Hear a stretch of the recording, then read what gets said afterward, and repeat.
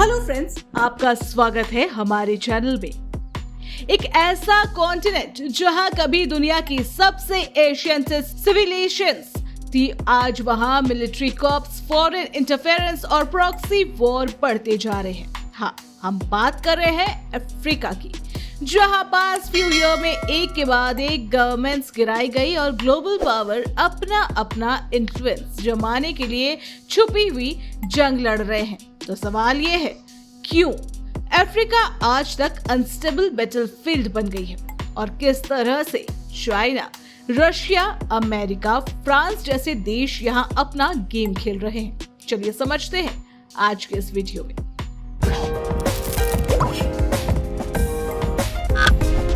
Corps का comeback, एक silent epidemic. पिछले कुछ सालों में अफ्रीका में मिलिट्री कॉर्प्स का ट्रेंड डिस्टर्बिंगली कॉमन हो गया है। सिर्फ 2020 से अब तक माली, गुइनिया, चाद, सूडान, बुर्किना फासो, निगर और गैबोन जैसे कंट्रीज में मिलिट्री ने डेमोक्रेटिकली इलेक्टेड गवर्नमेंट्स को हटा दिया। इन कंट्रीज के अंदर डीप फ्रस्ट्रेशन था।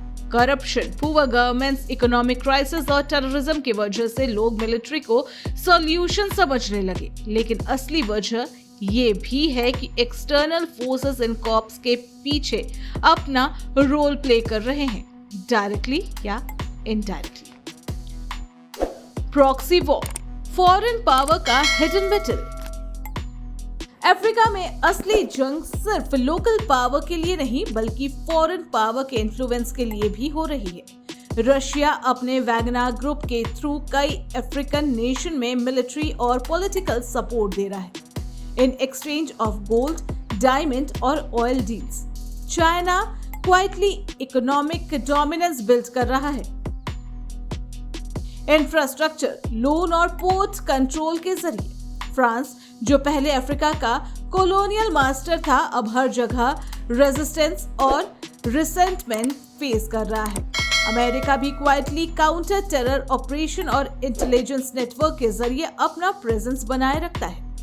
ये सब कंट्रीज अपने इंटरेस्ट के लिए लोकल कॉन्फ्लिक्ट को फ्यूल कर रहे हैं, जिससे हम प्रॉक्सी वॉर कहते हैं। साहेल रीजन कॉप कैपिटल बन चुका है। अफ्रीका का साहेल रीजन यानी वेस्ट अफ्रीका का बेल्ट, जिसमें माली, नाइगर, बुर्किना फासो जैसे देश आते हैं, अब वर्ल्ड के सबसे अनस्टेबल जोन बन गए हैं। यहाँ पे Islamic terrorism, ethnic conflict, poverty और पॉलिटिकल चॉज सब कुछ एक साथ मिल गया है। जब फ्रांस ने अपने ट्रूप वहां से निकाले तो रशिया ने फायदा उठाकर मिलिट्री और प्राइवेट कॉन्ट्रैक्टर्स भेज दिए। नाइजर जैसे कंट्रीज ने ओपनली वेस्ट को रिजेक्ट करके रशिया और रीजनल मिलिट्री अलायंस की तरह मूव किया।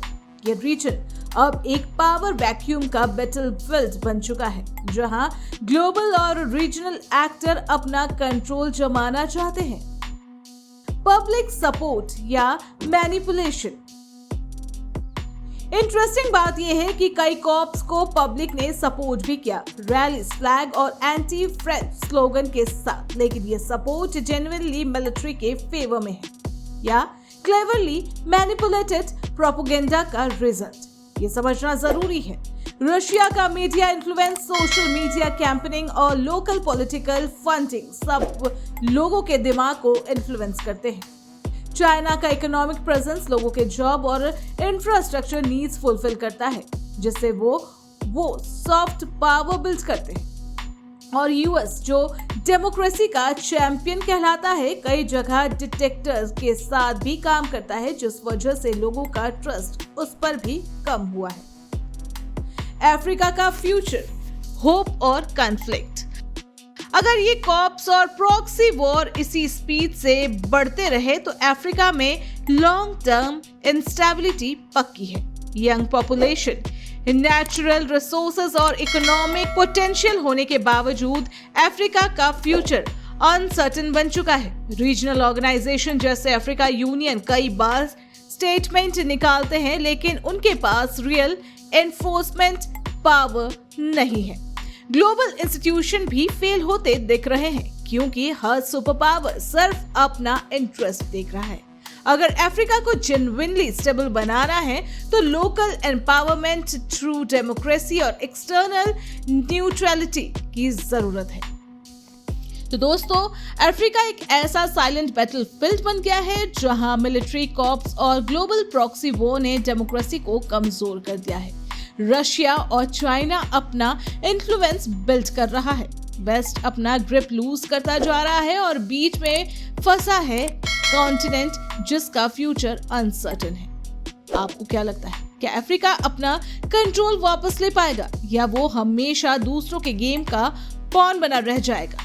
कमेंट में जरूर बताएं। और अगर आपको ऐसे deep and engaging geopolitical content पसंद है तो वीडियो को लाइक, शेयर और चैनल को सब्सक्राइब करना ना भूलें। Thanks for